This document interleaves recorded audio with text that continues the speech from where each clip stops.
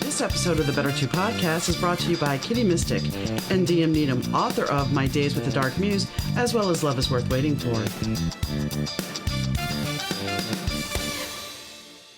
Hi, gang. Donna here. Thanks for tuning into the Better 2 podcast. Today's guest is Ulrika Karlsson. She is from Sweden. And we talk a little bit about Sweden, but not much. We end up talking about her book, which is 247, The Journey Home to My Heart. And we talk about the struggles, how she used to wake up every night at the same time. She would sleep for maybe 15 minutes if she was lucky. And her body started manifesting these problems because of it. So enjoy. Hi, Ulrika. How are you doing? I'm fine, thank you. And how are you? I'm good. You said Stockholm, Sweden. Yes, I'm here in my in my mobile home in Stockholm, Sweden. In I think it's like 7 o'clock here, 8 o'clock here in the evening. Yeah, it's 11:50 here, almost noon. So yeah, big time difference, but you can't tell. I mean, it still looks bright and sunny. And of course, do you guys do daylight savings time? Yeah, we have, like, Sweden is one of the countries in the world where the sun never sets in the summer times. Okay. So it's a little bit of a dawn around 2 o'clock in the night, and then it gets so the dusk and dawn is around 2 o'clock. Wow. Yeah, and you can go midnight skiing here and the sun is shining, so that's you don't think about those. You don't think about those things. In America, we hear about Alaska having that time where there's one town, I think, where there's no nighttime at all for a while, or there's continuous nighttime. Yeah, and exactly. I mean, I get upset when the sun peeps through the blackout curtains at 5 a.m. I'm like, no, I'm not ready to get up yet. So I can't even imagine. So we didn't come here to talk about the sun, but since you're in Sweden, and this is going to be a different perspective because you actually have a book called 247, The Journey Home to My Heart. Now, this is an autobiography because you went through a lot of stuff growing up. I take it that you manifested things physically because of your self-esteem issues. Yeah, you have absolutely right there. So I don't know where to start. I've always been a very, very sensitive child. And in my culture in Sweden, we are not supposed to feel too much or to be too much. So everything that is considered to be too much is sort of suppressed or, diversed or distracted with other things. So I was very, very sensitive, and I didn't know that. So I learned at a very young age to sort of shut myself down and to suppress my expression and suppress my emotions and a big part of who I was, because we as human beings, we all want to fit in. We want to, be included, and we want to be a part of whatever, the tribe or society. And so I did what I did very unconsciously at the time. And over the years, this suppressing myself and, as you said, having a low self-esteem, but a very high, combined with a very high inner demands on myself and also others. So I started to sleep really, really bad at a very young age. And so I developed sleeping disorders at a young age. And then, over time, I adapted to these sleeping disorders. And I woke up early in the nights, and then I adapted to that. And then I had trouble falling back into sleep again. So it was like an ongoing downward spiral into having only, at the end, like 15 minutes of sleep per night for a very long period of time. And if you sleep only 15 minutes per night, and I woke up at 2:47 a.m., every night for as long as I could remember. And I woke up being in total panic, and I had these horrible images on my brain that I've been, waking up from the dream where I was being murdered and tortured. So I had all these, burning memories still in my memory. and I had this sort of stale taste of blood in my mouth, and my heart was pounding. So when you only sleep 15 minutes per night, obviously it affects, you know, everything, the mental, physical, emotional, sexual, spiritual, all the levels are really involved. And I was depressed, and I was having deep and heavy panic attacks, and I was suicidal eventually. So this lack of sleep sort of pushed me into a corner where I become depressed and suicidal. So I write about my journey home to myself, home to my heart. And that's the title, so 2:47 a.m., The Journey Home to My Heart, describing my journey. And also this book aims sort of to be an inspirational for people who suffers from mental illness, because you cannot, sleep 15 minutes per night and be well functioning in your life or in society, because it affects all areas of life. So, and I'm also describing, in my life and in my book, which I write about in a very raw and vulnerable space, that these emotions that I've suppressed and these high inner demands, I really needed to face and to transform them so I could work functionally again. And so I describe that also in my book, how we can transform our inner wounds, traumas, whatever, into more consciousness and into more light. I don't know how old you are. I saw this morning, and they were talking about how this is with therapists, that Gen X, so Gen X, that generation, was not parented properly. They didn't get the nurturing, they didn't get the love, they didn't get what they needed. And like, they keep the therapist in business now because they're trying to learn how to reparent themselves. And what you're describing is exactly that.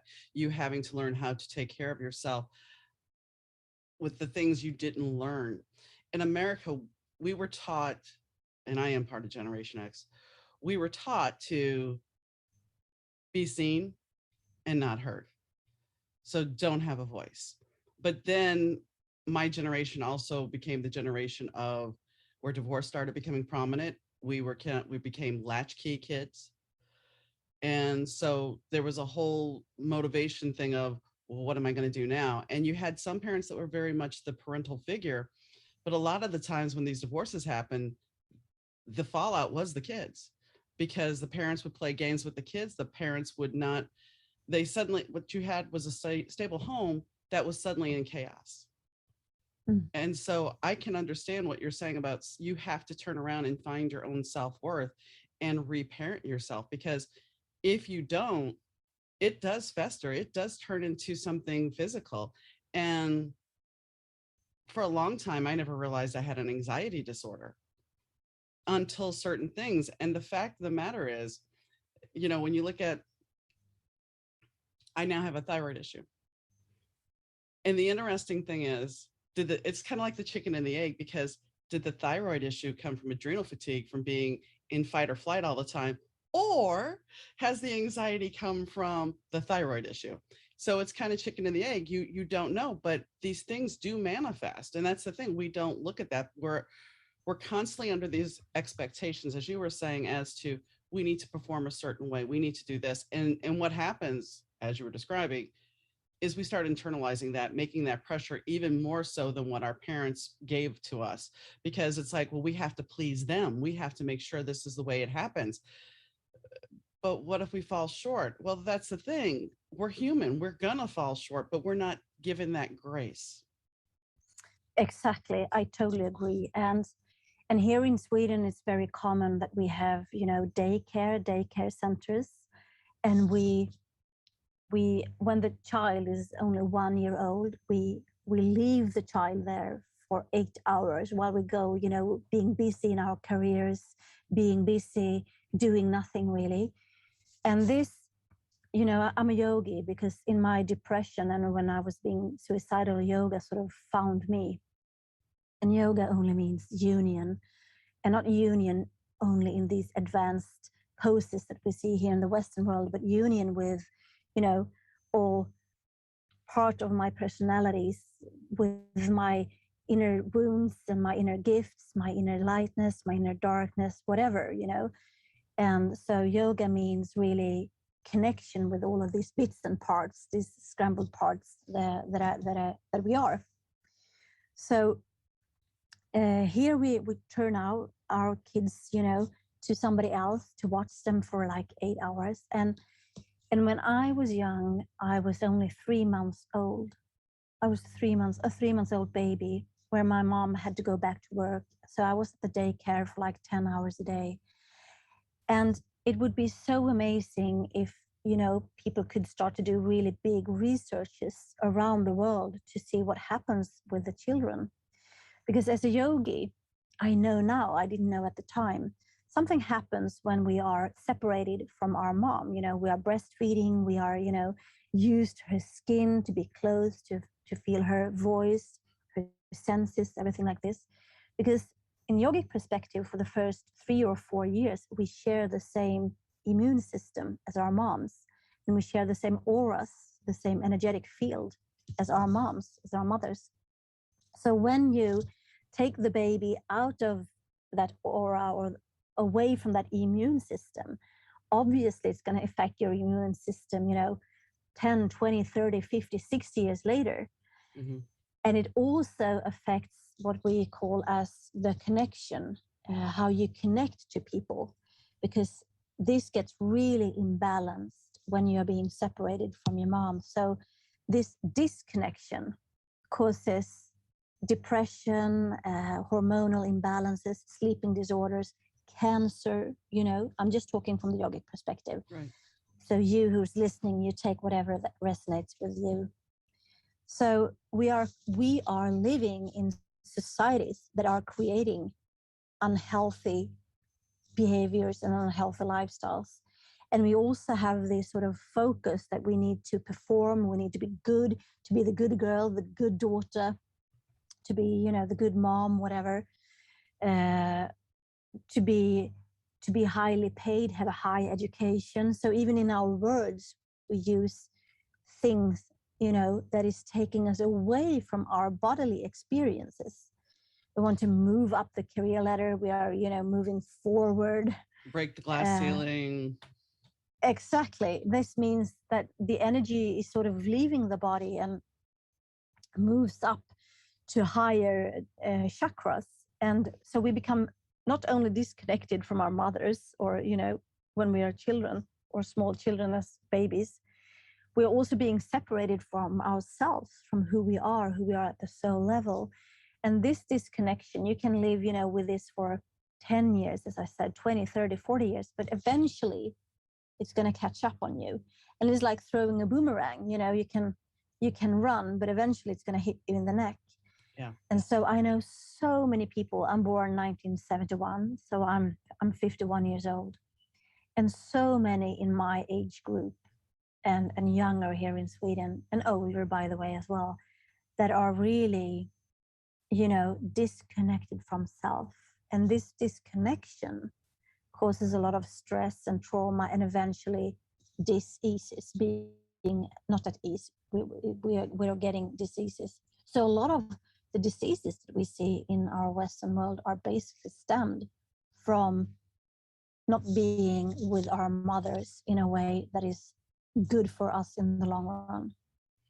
When I know exactly what you're talking about as far as daycare, because that's exactly what we do here. I think you get maybe 3 months, maybe 4 months of maternity leave if you're lucky.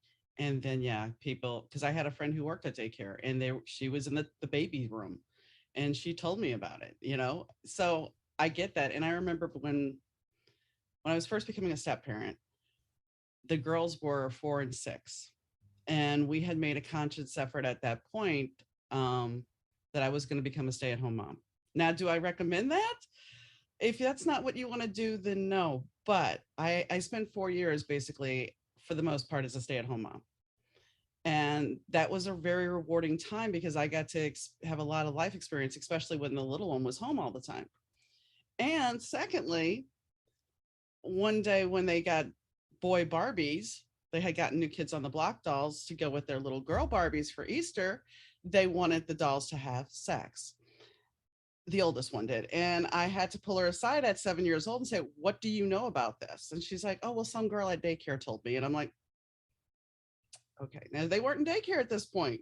So this happened before. So she was 6 years old and somebody told her about sex. So it's like that's the other thing about going to daycare. And I mean, it can happen at school too. You don't know what the other kids are telling your child. You don't Yeah, know what kind of parenting is being taught there. exactly. And you don't even know, anything about the teacher or the whole system that is supposed to, you know, uh, the system that is supposed to help us grow actually is the system that keeps us in place. Well, and I've talked to a couple of people about this. It's like when we talk about schooling and we are taught how to read, which is important. We're taught how to write, we're taught math. Those are all great skills, but we're not taught how to socialize. We're not taught self-care. We're not taught how to de-stress. We're not taught anymore. We used to have home economics and auto shop, so you can learn basics on how to take care of yourself. We don't even have that here now. No, I know. And I mean, if you So, taught one more thing, I- if you taught them how to garden too, then they're working with the earth, they're also working with nature, and they're working with their body. So there's a exactly. lot of different ways we could do to better our education system and not just it being so high pressure. Exactly, for sure. It's just a couple of years ago. I have two teenagers. I'm a single mom, and so 2 years ago, maybe three, one of my kids came home from school, and he said, "Oh, I have this test." So what do you have a test on? Oh, old kings and queens of Sweden. And I was like, okay. And one of the question actually was, what was one of the king's clothes? What was he wearing? And I'm like, my gosh, we did this in the 70s, and now it's like 20, maybe this was like 2018. And I'm like, haven't the educational system moved forward at all since the 1970s? My gosh, is this the crap that we're teaching our children in school? Who gives a damn what our king that lived 500 years ago, what kind of clothes he was wearing? Because there's so many more essential issues at these times that we live in, as you say, like how to communicate, how to have healthy boundaries for yourself and others, to meditate, because we are also living in very stressful times, how to find that inner peace, that inner space where you can be yourself and when you can heal. There's so many things that we could teach, and as you say, being natural with nature, because we are natural beings, we're from nature, right? So so I'm just horrified at what they're teaching the kids at school today. And we know that kids are doing well with sports of some kinds. They have even taken that away. My kids are now in the, what is it called in maybe it's college. You Okay. call it college, yeah.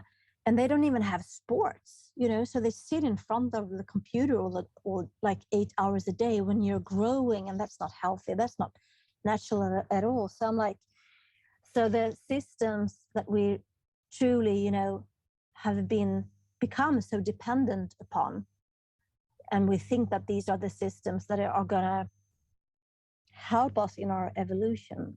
I My personal opinion is that that's the total opposite. Well, and I've had this discussion. I had posted something on Facebook about gardening should be taught in school. And my uncle, who's in his 70s, comes back at me and says, "Well, that's the parent's job." And I don't know about over there, but over here, there's a lot of parents that are working two jobs and they don't have the luxury of being able to sit down with their kid and do this. Mm, And I'm not saying that the parents shouldn't have some culpability, but how do you raise a family if you're working two jobs? How do you raise a exactly. family if you don't have time for a family? And then because you're always here we go back to the body, because especially over here, because it's become such a fast-paced thing. Back in the 80s, I worked at McDonald's. We did not have a credit card. It was cash. It was a luxury thing. We had a drive-through. That's when drive-through started happening. But now we have two drive-through ordering things. We have one window, and we take credit cards. So I don't feel like cooking tonight. I'm just going to stop here. And Mm, that stuff is toxic for you. mm. Yeah, for And sure. it, So there's so many bits and parts of this that we're discussing, and I totally agree. And everything, everything that that we are being through, from again, I'm talking from the yogic perspective, from the conception when the egg and the sperm is meeting and melting into one, and when the child is being carried, in her mother's womb, we are affected by everything that is going on. Like if my mother has some trauma, or if, so this trauma thing can also go back generations back because it's in our blood, it's in mhm. our DNA. And I write that in another book called Holy Fuck and Sacred Water, the secret connections to everything. So many of us that lives today in these stressful Western societies, we have so much trauma, so much stress, so much unresolved emotions stored deep within our bodies. And most of us, we're not even conscious of it. And I'm not talking about, big traumas like, being abused or anything. There can be traumas from when I was young and I came home, and as you say, nobody was at home. My parents was working. So maybe I was there for several hours before somebody came home, or maybe I came home with a drawing and nobody had time to to see that drawing, or to acknowledge it. So all these small, from very, very small traumas to, of course, very, very large and big traumas, they're stored deep within us. And how can we even claim that we live life in freedom when we are, so occupied and so full of old programs and old traumas, which most of us are not even aware of, because we are governed by 95% of unconscious programs. And these programs we learn from, from our society, from our family, from school, from other systems, political systems, from economical systems, from religious systems.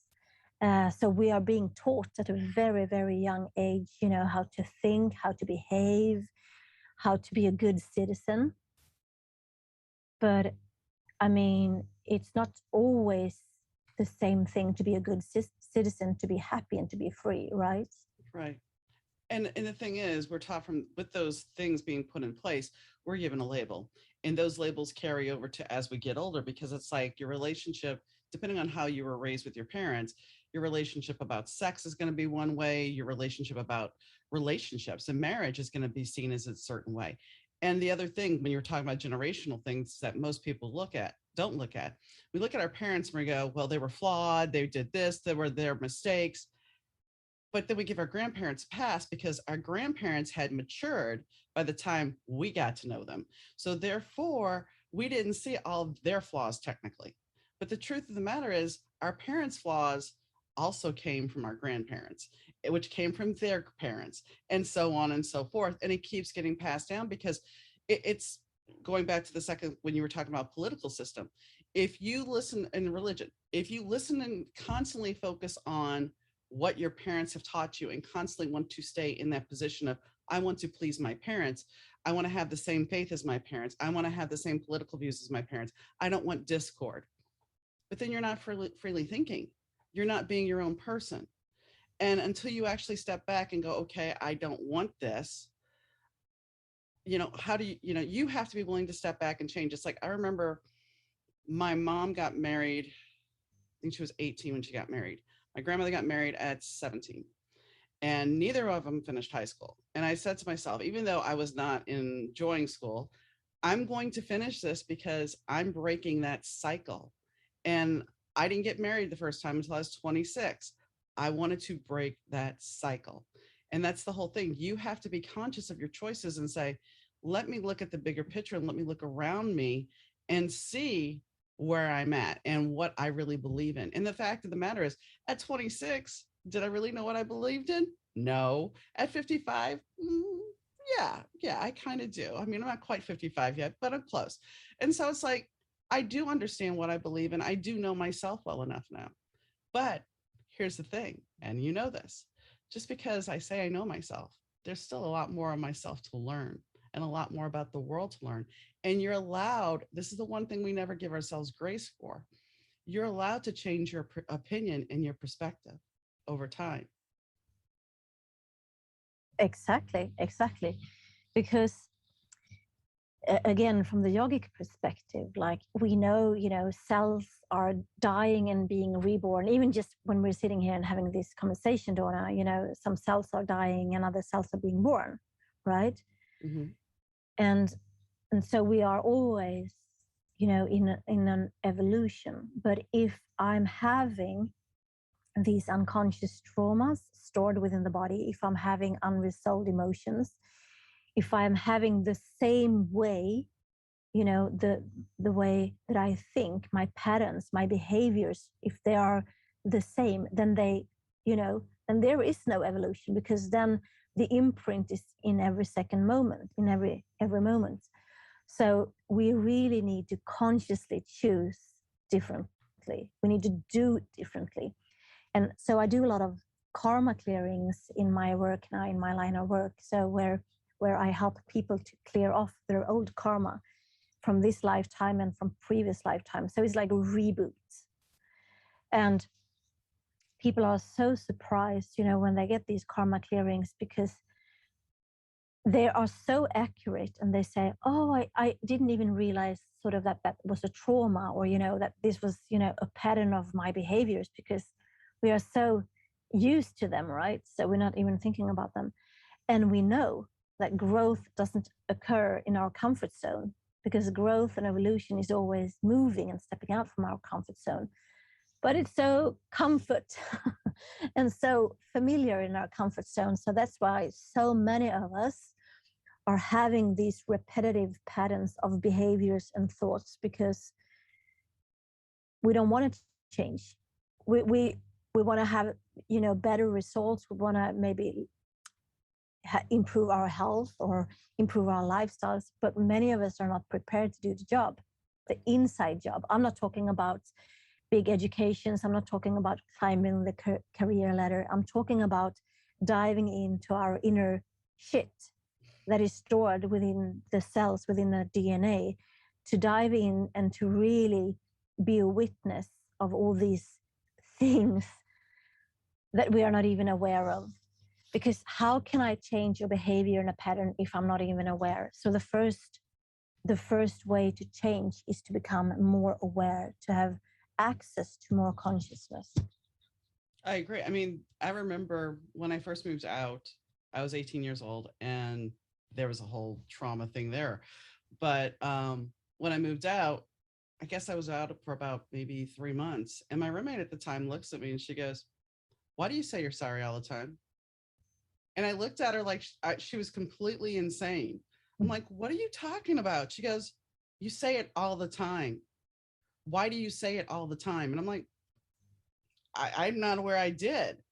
And I guess the truth of the matter is, at the time, because of how I grew up, I felt I had to apologize for even existing with my mom.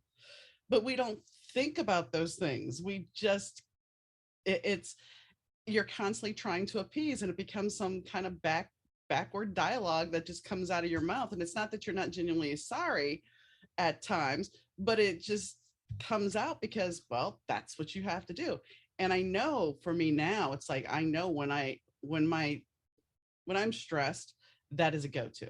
It's still a go-to, even though you don't want it to be. It's still a go-to, because my boss even one day called me on. He's like, why do you say I'm sorry? And I'm like, oh boy. It's like, I didn't realize, but Yeah, these programs run really, really deep. And then we can just imagine that these are just programs maybe from this lifetime. And then, as you said, our ancestors, because, in our bloodlines runs all these other traumas and unresolved shit. So basically, we're full of fucked up programs, which we need to dare to look at so we can transform. And so if I want to have, better health, if I want to have a better life, if I want to have changes in my life, then I need to to change, not only, change a job, because I'm bringing my patterns and my behaviors with me to that job or to the new house or into a new relationship. So the work that I need to do isn't always an inside job. So I need to be moving my focus that I'm having, moving forward or up. And I need to direct it into me. So because herein in each and one of us lies, the answers, and here lies the keys for sustainable change. Because I can obviously, I can jump from one relationship to another, or I can jump from one job to another, and I can move around and still never be happy, or still experiencing the same things, because wherever I go, I'm carrying myself and my unreleased traumas. So instead of, just moving forward, we equally have to move the same kind of energy into ourselves and do some introspection, and to dare to see, feel, and observe, the uncomfortable shit, because that's where we can transform and to find high states of consciousness. And in my latest book, which is called the Sacred Soul, a Divine Evolution Through Time and Space, I'm talking a lot about what we, discussed a little bit here, just on the surface, these systems that has been in place for thousands of years to keep us in the matrix. But what we see now is that there are so many people, even though that we have everything, we have so many opportunities and possibilities, and, we have never had so many options like we do now, but people are still not being happy, or, still being miserable, or having this sense that something very important is missing. So there's so many people that is sort of downloading and moving, from full-time jobs, maybe, working just a couple of hours, or changing directions in their lives, because there's so many people that really are longing to be more aligned with their soul and who they are at the soul level. And we can never find that out there. We can never find that in a new job, in a kitchen renovation, in fixing my boobs, so we can never find these things in the outer realm. So it's like for thousands of years, we have been programmed to look for the wrong things in the wrong places. But we really should look into ourselves, because that's where the answers and the keys Well, are. it's very true. I mean, I know that before my husband passed, his parents had passed, and we took a bunch of their stuff. And dealing with the grief, we looked outside of ourselves. And I often, now going back through stuff, because I'm in the process of decluttering, I look at some of the stuff we bought, and it's like our inner child was running this house. Yes. There's pop Funko things that they're sitting on a shelf doing absolutely nothing. It's like, what was the point of this? Mm-hmm. And it's like, but that was trying to appease that inner calling instead of actually stopping and fixing that inner calling. And, you're talking about going within. The thing is, we are taught constantly in this world, in the outside world, that you need this, especially here. I don't know about there, but here it's like, oh, you need this car, you need this, you need this new phone, you need this. It's like, do you really? We're all connected. And if you look at the news, where all you're going to see is fear and battling and worry. There's nobody that's actually going to get any peace, because we're jetting you up to feel fear constantly that the world is ending, the sky is falling, Chicken Little, you better run. And I mean, that's all that does is make it even more toxic for you to feel stuck. Exactly. And that is the way that it's been for thousands of years. It's been fear mongering, programs of fear. So most people where I do like karma clearings, they have programs of fear, and fear can be everything from being afraid of a spider, or being afraid of being successful. Some people are afraid of being alone, and other people are terrified of being in relationships. So we all have a very much a fear and a lack based perspective, and I know in your country and in my country as well, many people are being workaholics, for instance. And being a workaholic could be seen in our society as something that is good, that you're effective, you're productive, you're a good citizen, you earn a lot of money, etc. All this bullshit.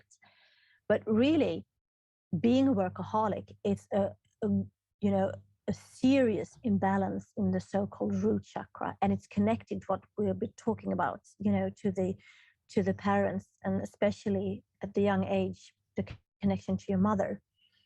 So many people that are workaholics, they have a really, really, really disconnected or distorted connection to their mother or to the feminine energy, the yin energy within themselves, whether they are, masculine or feminine in female or male bodies. So here we are. And Buddha was talking about this as well, like what creates the suffering for us human beings. What truly creates the suffering for us human beings is the cravings for that car, or for a higher paycheck, or for a higher education, or for new breasts, or for new lips, or a new kitchen. So when I have cravings to be happy, etc., you just fill in the blanks. And then the other polarity is aversion. We want to avoid negative feelings. We want to avoid hard feelings. We want to avoid difficult situations. We want to avoid this and that, fill in the blanks. So here we are running around in the matrix, striving for this and that and avoiding this and that, which never really takes us in this moment, because we are always escaping from something or to something, right? Mm-hmm. And how can we even be in the illusion that this rat race is going to make us happy? This running away from something, or running to something. So in all the tools that I offer is like yoga, for instance. I've, by the way, developed a hormone yoga for lust and sensuality, which is really good if you have problems with your thyroid or your adrenals or your ovaries as a woman, because, as you say, it's all entangled. Mm-hmm. Our inside realities matches the outside, and vice versa. So I lost a bit of my red thread, but anyway, like these times that we are in now is very challenging, and many of us that have it all, we have all the money, we have the new kitchens, we have the cars, we have the newest fashion, but it's not fulfilling. It's not fulfilling, and so many people are longing to be more whole, because it's like that we are keep filling our inner holes with a lot of destruction, or that we are numbing ourselves with various stuff. So we are filling our inner realities with a lot of made up unnecessary things that doesn't make us happy. And then we question why, when we are running around in the rat race chasing this or avoiding that. So basically, Buddha was right when he was talking about what causes suffering to humankind. It is the avoidance, whether it's to avoid an anxiety attack, or whether it's to have a craving for more money in my bank account. So it's really interesting how we modern people, we think that we are so modern and that we are so conscious, but we truly are not. So this whole times that we are in, that I'm writing a lot about in my new book, the Sacred Soul, the Divine Evolution, is about to come back to the natural beings that we are, and to be led by our souls rather than our egos.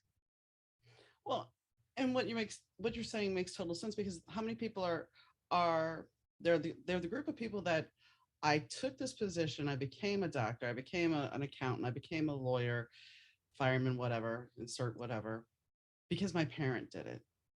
And it was exactly. It was a good job. It was a good, steady job, but it's soul sucking. Yes.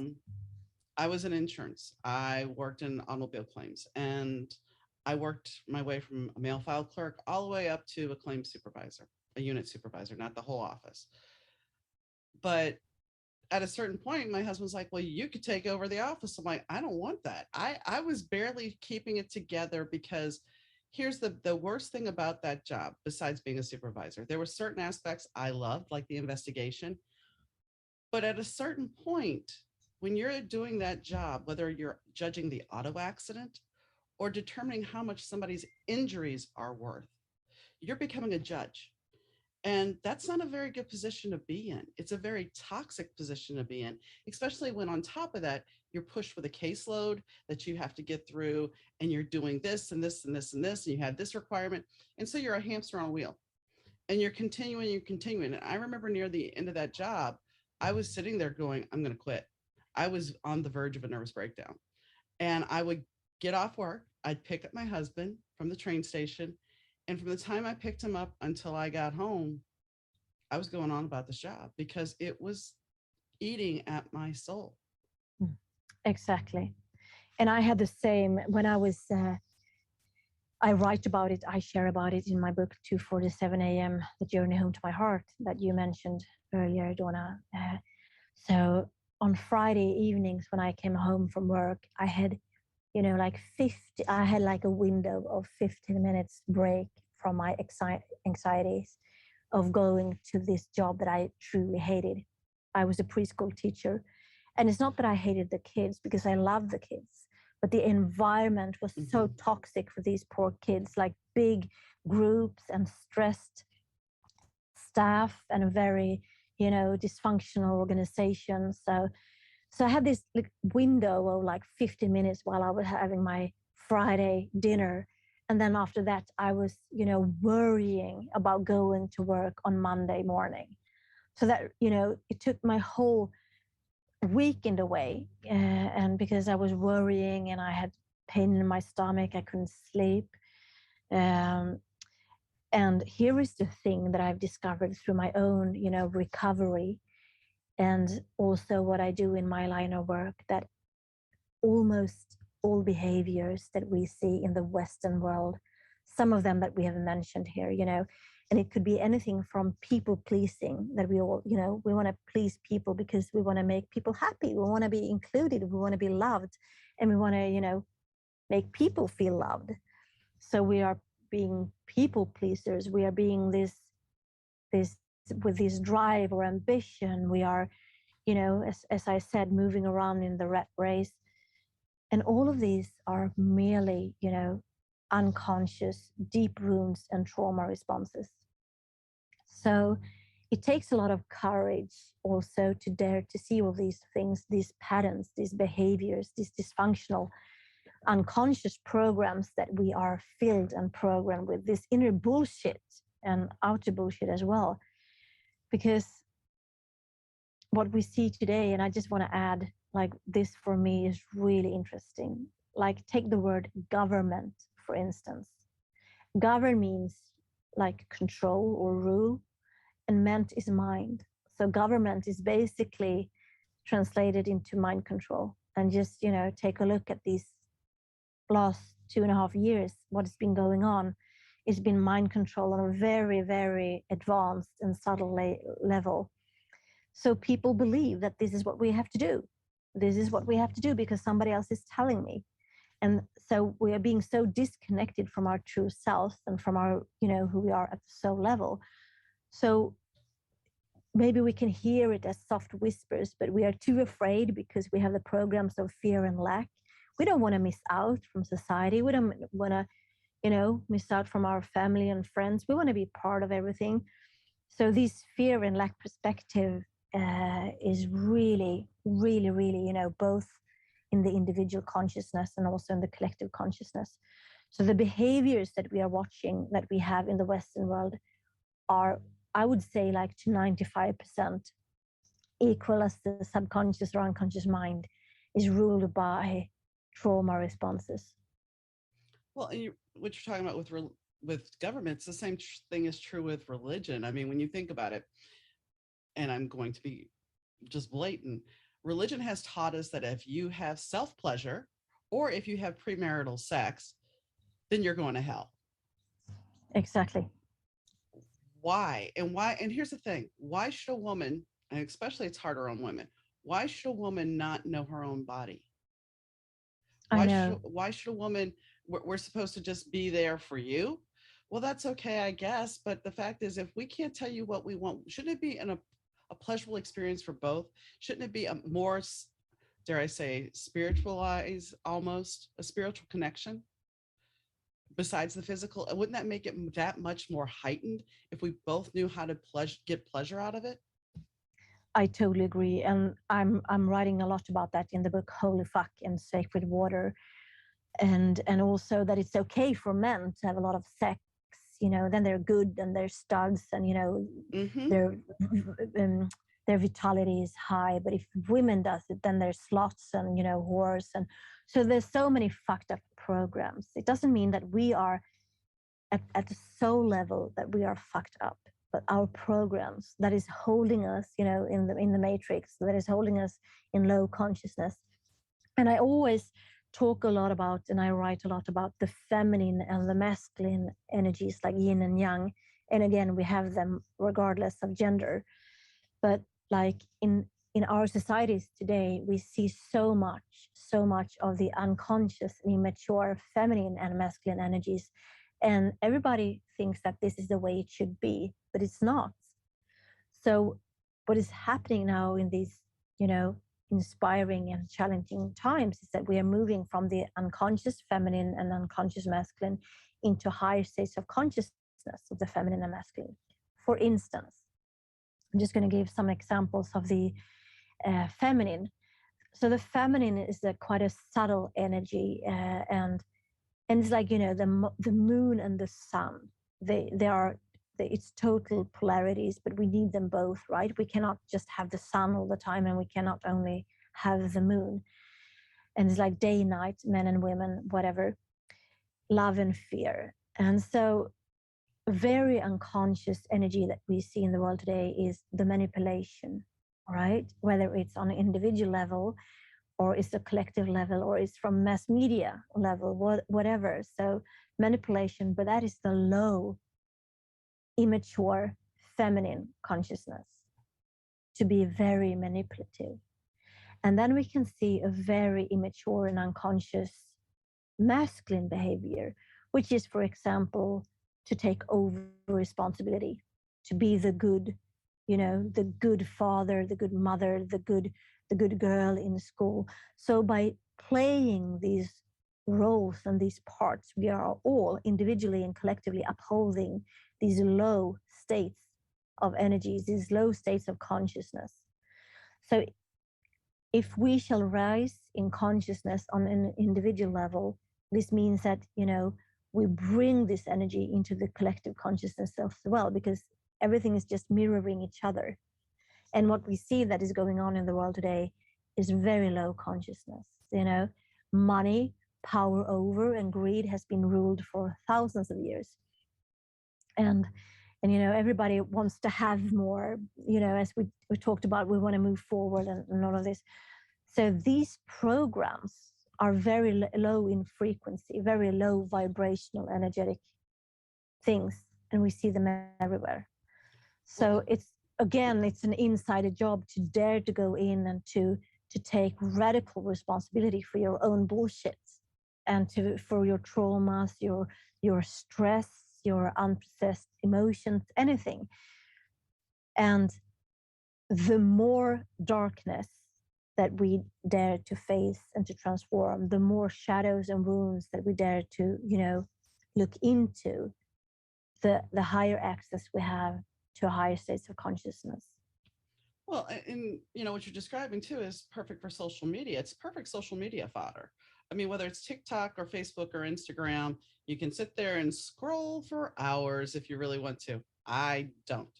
I post my stuff that I have to post, and then I get off. And because I know that there's a detriment there, that you could lose time, and what productive stuff are you doing? And then depending on how the algorithm wants to get your goat or get you going, it can share stuff with you that's going to just get you ticked off. So, and there's cute puppies and cute kitties, but there's also the really BS that's going to just tick you off. So why spend the time there if it's not even reality? It's here. You could look like this. You should keep up with the Joneses. What if I don't want to keep up with the Joneses? What if I want to be me?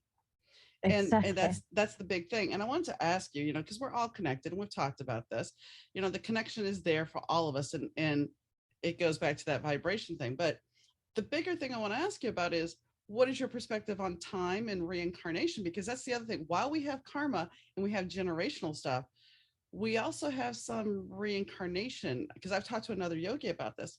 And that's from reincarnating with other lives, we're bringing that karma with us too. Of course we do. Yeah, that was I was telling like we were talking about generations back, but also all incarnations, because we know, I mean, it's a fact that energy never dies. Of course, like this body of mine will die in this lifetime, but the soul, the eternal soul that each and one of us possess never dies. And for me, soul has nothing to do with religion, because you can be very soulful and very spiritual and not being religious, and you can be very religious and not being soulful and spiritual at all. So there's no correlation there.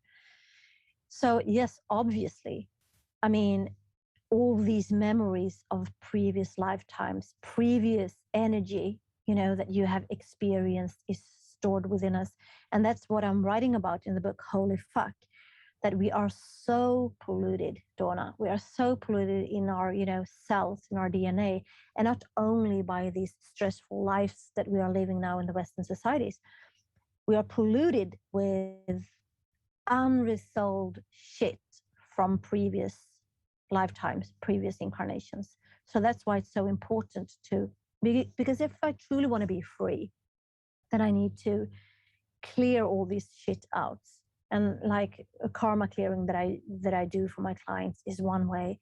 And I'm also telling in the book, about other methodologies or tools that we can use. But because these memories, both my own reincarnations and also, my whole ancestral bloodlines, and then we have the soul lines, soul lineages, which is totally different because they can jump, they can pass different civilizations or time frames or whatever.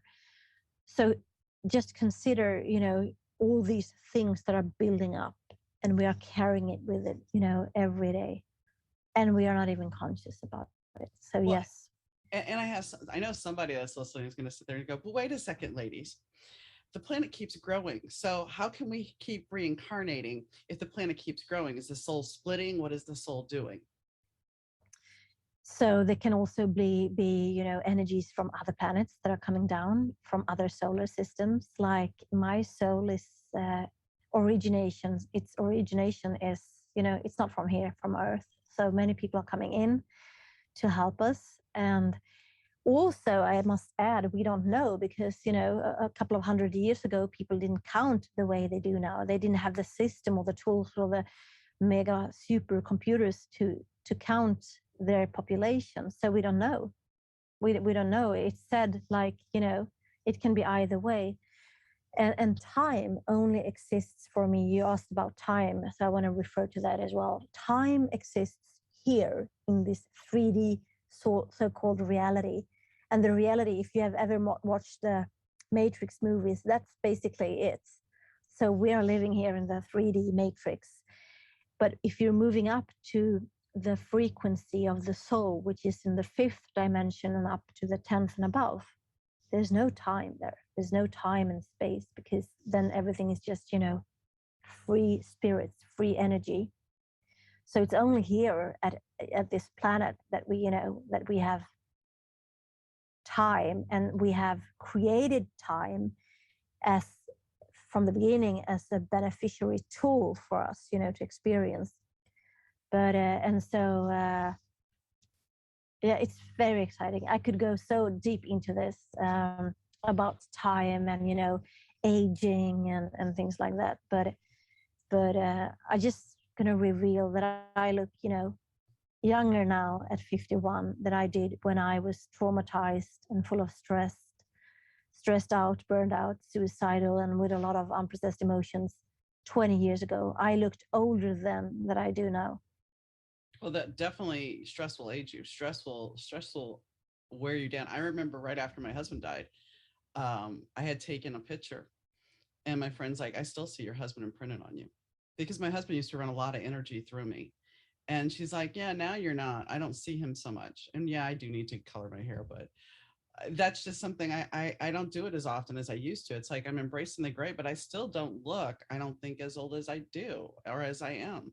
Mm. Because most people, when I have my hair colored, most people think I'm in my 30s. I'm like, okay, if you want to go there, let's go. That's fine. I don't care. But when you're talking about the Matrix, the very first Matrix movie, I admit that after I watched it, I sat there for a moment or two stunned, because I'm like, how do we know any of this is real? How do we really know?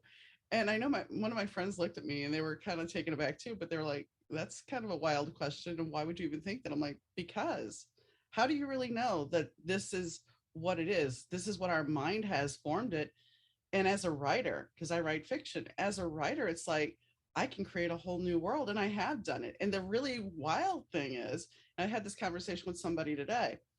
For me, when I found out my husband was terminally ill, he had a panic attack on the way home, because nobody at the hospital, he had a stent procedure, and they called me to tell me that they couldn't do anything else for his heart and that he was on borrowed time. Okay, they tell me this. This is what the hospital tells him. Well, everything went fine. You're good. And when I went to pick him up, I told the physician's assistant, I said, I'm not taking him home until somebody has this conversation with him, because I'm not going to be the one to tell him that he's on borrowed time. That's not fair to me. It's not fair to him. Mm. So they tell him, and we're on our way home, and he has a massive panic attack. And he's diabetic, and they can't find a vein, and they try to go in his feet, which sends him even to more of a panic. And he's freaking out, and he's panicked, and he's telling me how he doesn't want to leave me and everything else. So fast forward, he goes back to the hospital. I pick him up the next day. Everything's okay, and he will live until June of the following year. But that night I went home and I wrote, as one of my characters in my story, of her actually physically losing her husband and him having a massive heart attack right in front of her and dying. When my husband died, he was sitting in a car next to me, and we don't know if it was a heart attack or a stroke or both, because he had damage to the heart as well. He keeled over in the car with me. So sometimes I think, whether we speak it or write it, we can create our own reality. And I think that's where you have to be careful with the fear and the worry, because we do have the power to create our reality, just like We in the do. Matrix. We do totally, because that's the thing, that we are divine creators. And if we are divine creators, that can create the lives that we want, and without, buying this or consuming that for money that we don't have, to impress people that we don't like, then, many of our systems would fall apart. And this is what's going on. This is what's going on because we are divine creators, but we have forgotten. We have given our power and our energy away for others to rule us, to govern us. So we have given our life force away to others, and we're not even conscious of it. We have given, silently given consent for others to use our life force, because we are the divine creators, and we can, I don't believe that there's, like a God like that is written in the Bible. I believe that God exists in each and one of us. I believe that we are gods and goddesses, but we have forgotten. So I'll write about that in the book Holy Fuck, and also the Sacred Soul of Divine Evolution. But here's the thing. We are being programmed, again, that we've been talking about a lot. We dim ourselves, we distract ourselves, we numb ourselves. So we can manifest, but the manifesting abilities might not be as strong as if you are like a clear channel, sort of.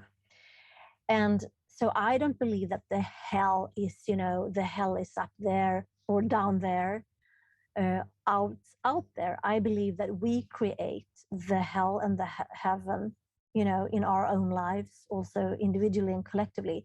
And the inner hell that we all experiencing due to all these that we've been talking about, the programs, the stress, the reincarnations, the ancestral lines, bloodlines, unprocessed emotions, etc. Fill in the blanks.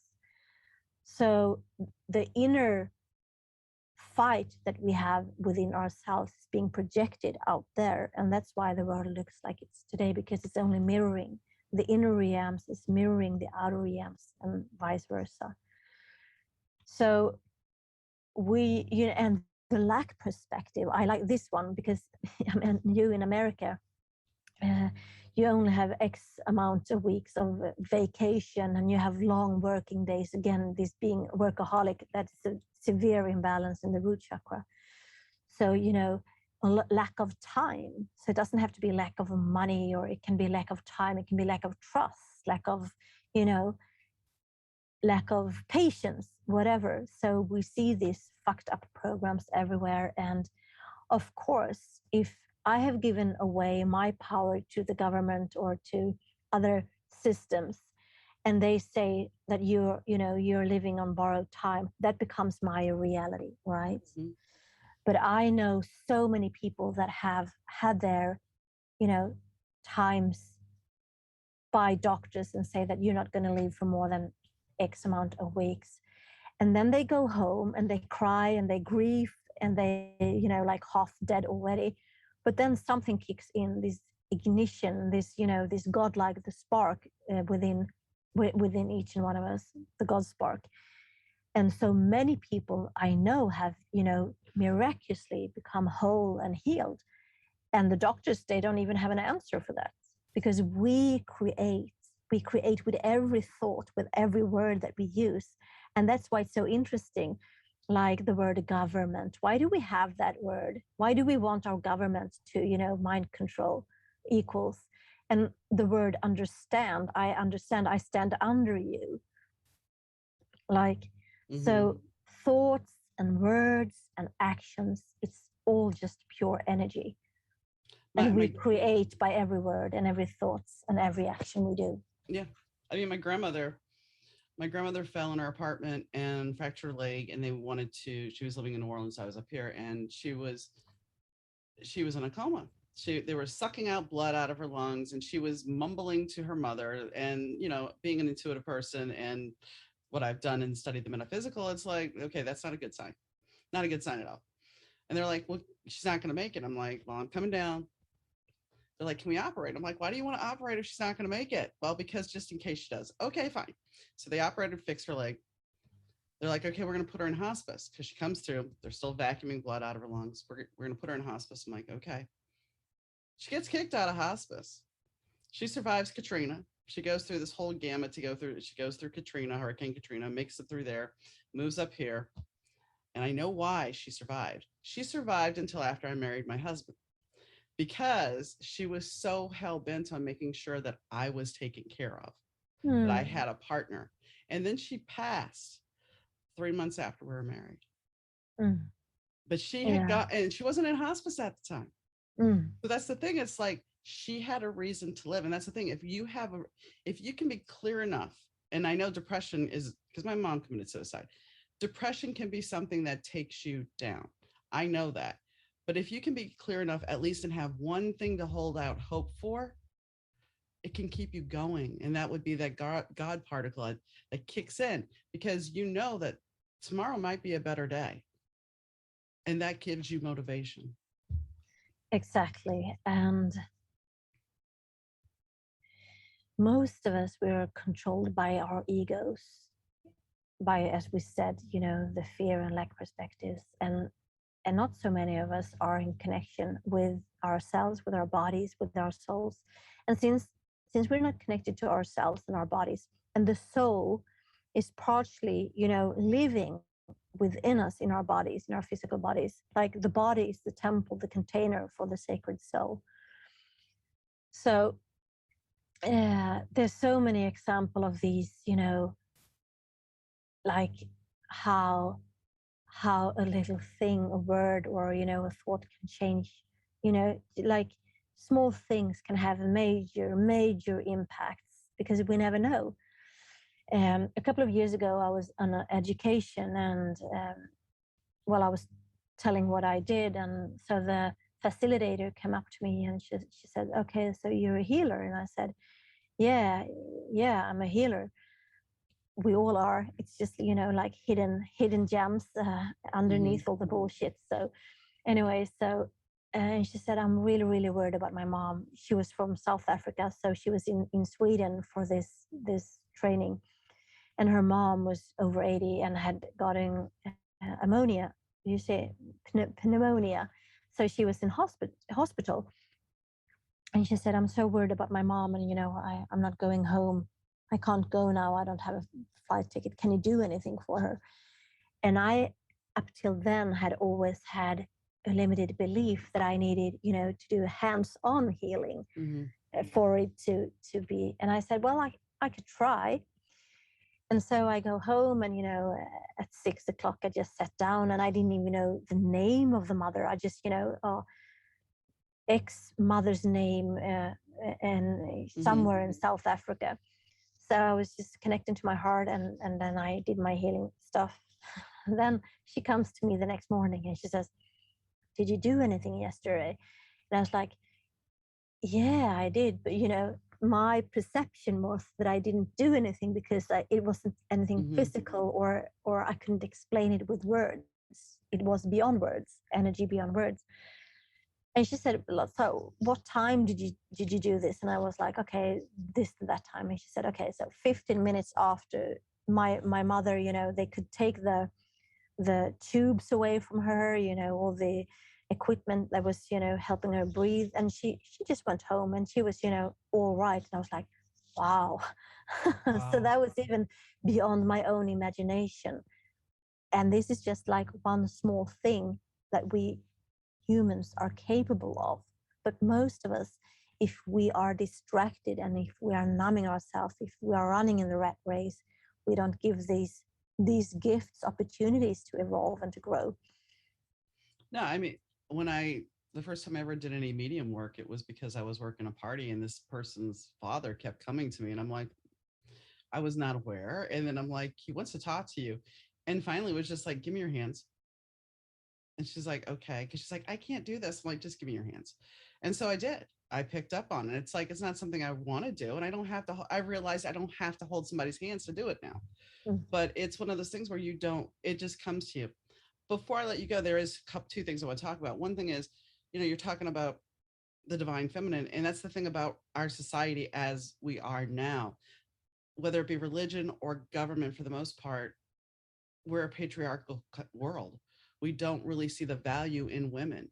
Yes, there are some women leaders, I know, but still, even that, in traditional, the bigger places, you don't see that anymore. Yes, we had Margaret Thatcher for a long time in the UK, but now we don't have that. And people don't respect women. They just want to keep the status of you have a place in the home. Mm.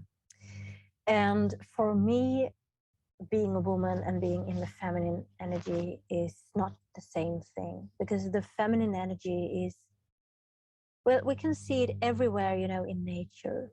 Things are just growing, and you can see butterflies. So it's very subtle, but yet very powerful. So the feminine energy is very, creative. Like, and us as women in female bodies, we have the gift to give life, to give birth, like to conceive babies. Isn't that, a God's gift? I don't know what is. Like, you can bring life into this little egg and this sperm, and it becomes a baby. So that's like, speaking about manifestation and doing great things.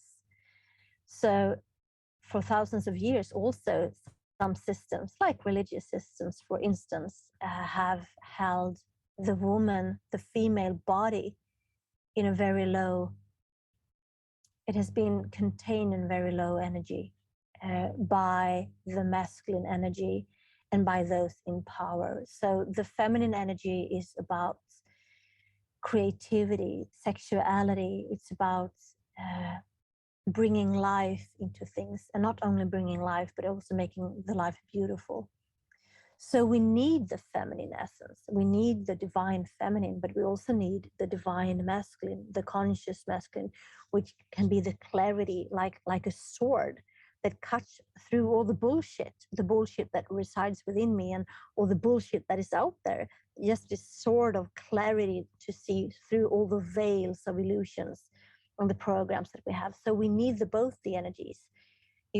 I'm in a female body in this lifetime. I need them both, and a male in a male body need them both, because if I'm only about love and compassion and love and light, but I don't take actions from this space, then it's also an imbalance. And if I only have the clarity, I have the clarity, I see everything clearly, I see beyond this matrix, and I see beyond all these lies that are, that governs us or whatever, but I don't have their heart, the empathy, or the unconditional love, then so we need them both. And this is what is going on from a yogic perspective globally today, because again, as we've said, that everything has been so suppressed and kept in low frequencies, low consciousness. So we need to move from the unconscious feminine and the unconscious masculine into the divine feminine and divine masculine, and they need to merge. Well, like right now, we are having a Pluto return in the US, and that's supposed to go on until like 2024. So all this ugliness that, the suppression of Roe v. Wade and all these other things, and diminishing people, because that's exactly what's going on. The political system wants to diminish people, diminish groups. And it's only going to continue until we get past this, because this is our return. This is when the Declaration of Independence was signed, and we're going through this. And so you get to see all our warts, all our nastiness, because, and people can get mad at me, while America is a great country, we have our warts. And I mean, America's perception of Sweden is, oh, they're a peaceful group of people. So I was kind of shocked when you told me what you did initially.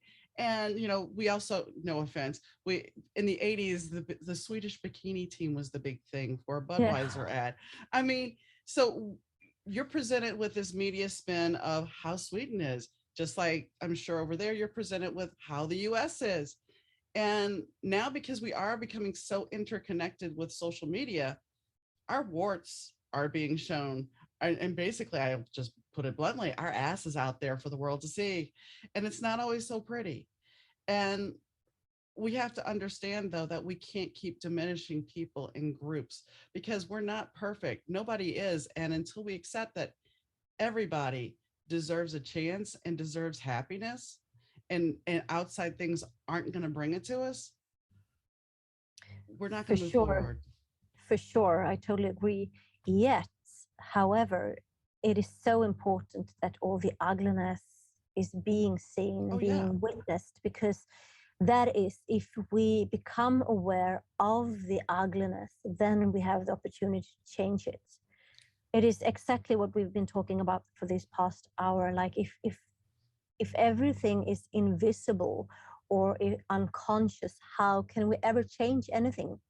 So it needs to become, all the dirt is coming up to the surface for everybody to see, how corrupt society is, how bullshitted we are, how fucked up programs we have, and we need to dare to see this. Because when the ugliness is being seen, then it can transform into like manure for consciousness to grow. So the light can grow from there. But if we pretend we don't see it, if we pretend that everything is just, love and light and total bliss and everything is just great, then we're not open to see the shit, and then nothing can grow, because things grow from shit, right? Well, and the one thing is too, studying history in school, the victor goes the spoil. So we're taught history that has been, dare I say, whitewashed. We were taught history that had nothing to do with our own atrocities in this country. And now it's like, well, the internet has unearthed this. that we weren't necessarily, and I'm not saying everything on the internet is 100% true. I'm not saying that at all. However, knowing that Central Park was not a park before, that it actually was a town and they had different things going on in there. I'm not going into detail. Or that we had an Oklahoma City bombing that was not what we know the Oklahoma City bombing to be. Those things are tantamount that should be taught and it should be honest history.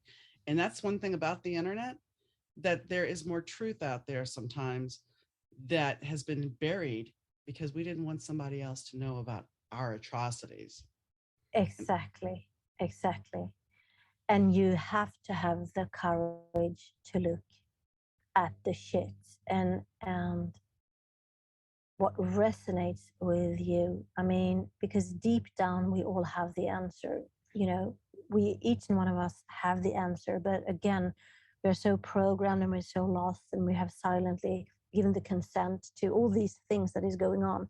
So each and one of us are a part of what is going on in the world today, and that's why it's becoming visible. So each and one of us can take radical responsibility for our own energy, for our own blood lineages, for our own traumas, wounds, etc., etc. And we cannot say, you know, it's my boss. This is my parents wrong that I'm like this, or that I, you know, did that I became so sick, or it's my boss is wrong, or is my spouse is wrong. No, it's your responsibility, and we cannot trust, you know, the government to fix things, because we are all in this shit together. So each and one of us that becomes that gets access to more and higher states of consciousness, then we transmit this new energy out there. And the more we are open to dare to see, as you say, and the more we will see, the more we can transform. Well, the one thing you just touched on real quick is the fact that, and I learned this from my very first claim on insurance, nobody wants to take responsibility for their actions. Now, while I didn't have necessarily the best time as a kid, I also know that I have to take responsibility for who I am now. And Exactly. when you're willing to face that trauma, and this is something Zach Levy from, or Levi from Shazam and Chuck, he was talking about the fact that people get upset and we need trigger warnings. But he's made a good point about trigger warnings. He's like, a trigger warning is you want a trigger warning because something in there is going to trigger you. And that trigger is going to make you look at something you don't want to look at and don't want to work on. So until you actually are willing to face it, it's going to trigger you. And, Exactly. and that's the thing. It's like, why are we, instead of being so sensitive and having trigger warnings, why not face it? It takes courage to not blame everybody else for the situation you're in and to face where you're at and to look at it and heal it. And the thing is, and this is where people get lost, even if you heal it, the universe is going to come back around later on and give you a test to make sure you Yep, understood. for sure, for sure. And then it's bringing us back to what we started to talk about, you know, being a parent and connection to parents and everything, that you yourself are being responsible for giving yourself now what you didn't get when as you were a child. So you are both, you know, your inner child, and you can be the parent, and you're the healer, and you're everything. You're this divine creator, but it's your responsibility. If you didn't have a happy childhood, my childhood was, you know, it looked pretty good on the surface, but as I said, I was only 3 months old. I was a baby when I was in daycare moms, you know, home for 10 hours a day, and that did something to me. It damaged my chakra system. It damaged my trust to myself and to society. It damaged my connection to self and society. It damaged my immune system, everything. But it's never too late to have this, you know, happy childhood, but you are responsible for it, not your husband, not your children, not your pet, not your boss, not your government, but you. And But this is what most people are getting so upset about, because it's like this double-edged sword. It's a gift that you're responsible, but it's also very challenging, because then there's nobody to blame if you don't, you know, if you don't act upon it. well, I was going to say, touch upon something that you mentioned, trust. It's that's the one thing people that have trust issues, it's like, well, we blame the people from our past, but you touched on something that actually is very true. We blame people from our past that created these trust issues, but maybe the core root here is that we made choices and realized that we made the wrong choices, therefore we don't trust ourselves. Exactly. So again, what's the chicken and what's the egg? Right, exactly. So the karma thing, do you do that virtually, or how does that work? So if you were to hire me, I would be like your representative, and I would move into your with your consent, because I can never do anything without consent. Uh, so I ask permission to move into your Akashic records. Have you heard about the Akashic Yes. records? Yes. Yes. So for those of you who are listening and doesn't know what it is, it's like a Google for the soul. It's like everything that we've been talking about here, like every reincarnation, everything that you have ever experienced in all lifetimes, everything that you will ever experience in your future lifetimes and in this lifetime is stored within our individual Akashic records. And then they're entangled in this gigantic energetic database, the Akashic library, sort of to speak. But so I go in there and then I work from distance. So I can do it like your karma clearing, even though that you're in Chicago, I do it from here. And then it takes maybe between 7 and 10 hours for me to work on, because your soul gives me all this information. It shares the information that is vital for you to know here and now, so you can do the necessarily changes. You clear it all out. It's like a virus on the hardwire, and you just remove it, and then you do new actions. Because if we know, if we're going to do the same old, then we're going to have the same old. So then I give you the feedback. So first I do the work, like retrieving the information from your soul, and then I give it as a feedback to you, and also it's being recorded. And in these karma clearing sessions, you get to know who you are at the soul level. You get to know your gifts. You get to know, from what planet, from what galaxy are you from, and what are the gifts from this planet, and what are the challenges. And you get to know the center, your energy centers, like what are your gifts and your polarities, your challenges there. So then you know who you are, your divine soul blueprint, and you also get this sort of, erase all past negative choices that you ever did that were not aligned with who you are. So it's a beautiful and immensely powerful session that I was just doing it one before, and Okay. it's just mind blowing. So is there anything that I know we went all over the place. Is there anything that we didn't talk about that you wanted to add? I think we're going to have a new conversation and talk maybe about sacred sexuality a bit more, Donna. So, Okay. yeah, there's so much to say about that as well. But yeah, and if you feel that anything that I've said resonates with you, you're free to connect with me. And my website is www.ulliskarlsson.com. So it's ULISKARLSSON.com. And that will also be in the show notes. That's good. And my books, all my 4 books that I'm participating in as an author or co-author are on Amazon. So you find them there in my name. I think it's either Ullis Karlsson or Ulrika Karlsson there. Okay. Well, thank you, Ulisk. It's been a pleasure. Thank you, Donna, for having me and for this heartfelt conversation. And I just love your energy, and it feels like we are on the same frequency, so to speak. And I also want to say thank you for listening. Thank you.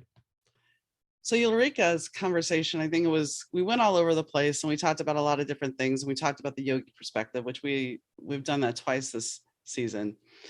And I think that when we look at energy and we look at how we're connected and how we're connected to our body, there's a lot to be taken in from that. I mean, we do stress ourselves out. We stress ourselves out with fear, with worry, with, is this going to work out this way? Is it going to be this way? Am I making enough money? Am I meeting everybody's expectations? We've talked about expectations way back, I think in season 1 or 2. And the fact of the matter is, expectations are our own. No matter what somebody else may expect of us, our expectations are at our root. And we have to look at ourselves with grace. We can't just go, okay, everything's going to be fine, because what if it's not? What if we are so stressed out and worried that we're creating our own problems? We create our own worry, we create our own fear that may never manifest, and accept as manifesting into a problem for ourselves. So we need to step back and really look at managing ourselves and taking care of ourselves, because the stress is not something that's good for us, and it'll hurt. Eventually, it'll take you down physically, if not mentally. So I hope you got something from our conversation. You can check our books out. All the links are in the show notes. And as always, I thank you for tuning in to the Better Two podcast. We are counting down this season, and I may be taking a little bit of a hiatus. I don't know. We'll see. But life is changing, and I think everybody's going through that change right now. So if you're having a hard time struggling or whatever, reach out to somebody and talk to them, because you don't have to suffer alone. And she said, everything was getting to her that she was suicidal. She got past it, and you can too. So don't ever let something feel so dark that you feel trapped and you can't move, because honestly, you can always make changes. And that's something I told my mom, but she didn't quite listen. So if you need help, reach out for help. And if you want to get out of a situation that you're not happy in, do it. You have to. You can't just stay there because you're used to it. Because even if you're used to the abuse or the manipulation, it's still toxic for you.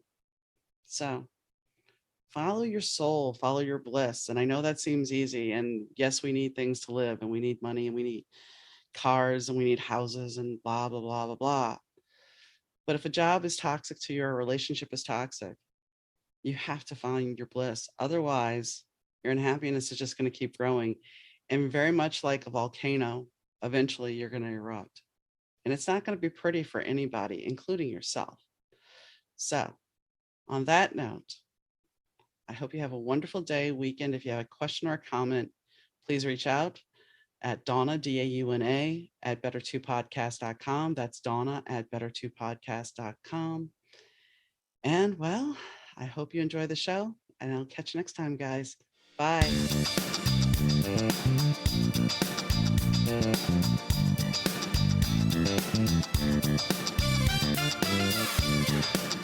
The Better Two podcast is mixed, edited, and produced by Rich Zai of Third Ear Audio Productions.